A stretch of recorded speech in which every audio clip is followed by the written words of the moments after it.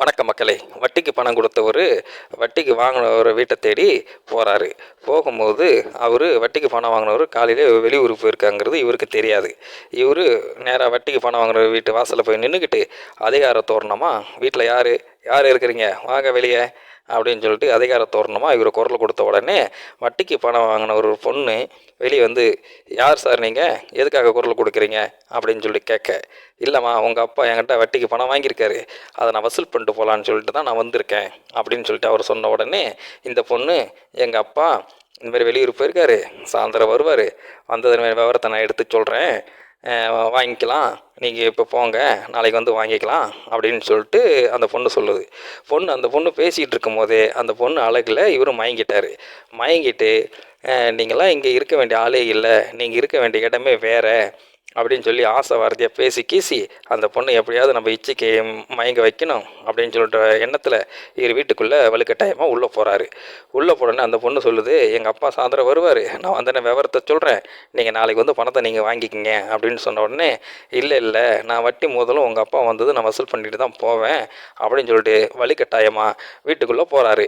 வீட்டுக்குள்ளே போன உடனே அந்த பொண்ணை நைஸாக தூக்கி பெட்ரூமுக்கு போகிறாரு. பெட்ரூமுக்கு ஆசைக்கு எனக்கு சொல்கிறாரு. ஆனால் அந்த பொண்ணு, எனக்கு இப்போது பீரியட்ஸாக இருக்குது, நீங்கள் நாளைக்கு வாங்க, எதாக இருந்தாலும் வச்சுக்கலாம் அப்படின்னு சொல்லிட்டு அந்த பொண்ணு சொல்லுது. இல்லை பீரியட்ஸ்னால் 3 நாள் தானே இருக்கும், நீங்கள் நாளைக்கு வர சொல்கிறீங்க, இல்லை ஆல்ரெடி எனக்கு 2 நாள் ஆகிடுச்சி, நீங்கள் போயிட்டு நாளைக்கு வாங்க அப்படின்னு சொல்லிட்டு அந்த பொண்ணு சொல்லி சாக்கு புக்கு சொல்லி அமுச்சு விட்றது. அமுச்சுட்ட பிறகு சாயந்தரம் அவங்க அப்பா வீட்டுக்கு வராரு. வீட்டுக்கு வந்தோடனே இந்தமாரி கந்து வட்டிக்காரர் வந்தார், பணம் கேட்டார் அப்படின்னு சொல்லிட்டு அந்த பொண்ணு அவங்க அப்பாட்ட சொல்லுது. சொன்ன உடனே சரி நாளைக்கு நம்ம அவர் வர சொல்லியிருக்கோமே அப்படின்னு சொல்லிட்டு இவங்க என்ன பண்ணுறாங்க, இவங்க கைப்படா வந்து காலையில் ஏஞ்சி ஸ்வீட் செய்கிறதுக்காக எல்லா ஜாமான் மளிகை ஜாமான் இவங்க கைப்படா எல்லாம் வாங்குறாங்க. வாங்கினோடனே அப்பாவுக்கிட்ட ஏதாவது ஒரு சாக்கு சொல்கிறாரு. ஏன்னா அவர் வராருல, வட்டிக்கு பணம் கொடுத்துட்டு வர்றாருங்கிறதால அப்பாவை ஏதாவது சாக்கு சொல்லி வெளியூருக்கு அனுப்பிச்சுட்றாங்க. அமுச்சுவிட்ட பிறகு இவர் நேராக வராரு வீட்டுக்கு வந்தோடனே, என்ன ஓகேவா, இச்சைக்கு எனக்கு ஓகே பண்ணிட்டீங்களா அப்படின்னு சொல்லிட்டு கேட்குறாரு. கேட்டோன்னே சரி ஓகே, நான் விருந்து பண்ணியிருக்கேன், நீங்கள் முதல்ல இதை சாப்பிடுங்க, அப்புறமா எது வந்தாலும் வச்சுக்கலாம் அப்படின்னு சொன்னோடனே சரி ஓகே விருந்து சாப்பிட்லாம் அப்படின்னு சொல்லிட்டு உட்காந்து விருந்து உபசரிக்கிறாங்க. உபசரிக்கும் போது 16 வகையான ஸ்வீட் எடுத்து கொடுக்குறாங்க. 16 வகையான ஸ்வீட் எல்லாத்தையும் டேஸ்ட் பண்ணுறாரு. டேஸ்ட் பண்ண முடிஞ்சோன்னே சரி ஓகே விருந்து முடிஞ்சிச்சு, வாங்க ஆசைக்கு எனக்கு போகலாம் அப்படின்னு சொல்லிட்டு கூப்பிட்றாரு. கூப்பிடும்போது, நான் ஒரே ஒரு கேள்வி ஒன்று கேட்டுக்கிட்டோமா அப்படின்னு அந்த பொண்ணு சொல்லுது.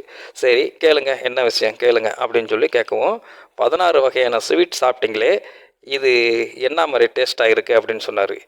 ஸ்வீட் வந்து 16 வகை, ஆனால் ஒவ்வொன்றும் கலர் வேறு வேறையாக இருந்தது, ஆனால் டேஸ்ட் எல்லாம் ஒரே டேஸ்ட் தான் அப்படின்னு சொல்லிட்டு அந்த சொன்னார் வட்டிக்கு பணம் வாங்கினவர். சொன்ன உடனே அந்த பொண்ணு சொன்னிச்சான், பொண்ணுங்க எல்லாமே கலர் கலராக இருப்பாங்க, ஆனால் டேஸ்ட் எல்லாம் ஒன்று தான்.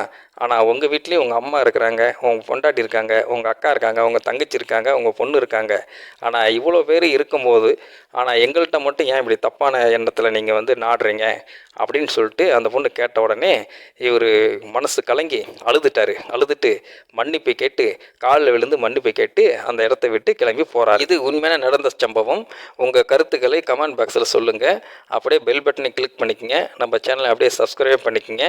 நன்றி, வணக்கம். இந்த மாதிரியான அதிசய சம்பவத்தை பற்றி நீங்கள் என்ன நினைக்கிறீங்க அப்படிங்கிறத மறக்காமல் உங்களோட கருத்துக்களை கமெண்ட் பாக்ஸில் சொல்லிடுங்க. முடிந்த அளவுக்கு இந்த வீடியோவை மற்றவங்களுக்கும் ஷேர் பண்ணுங்கள். கூடவே நம்ம சேனலையும் சப்ஸ்கிரைப் பண்ணி விட்டுருங்க.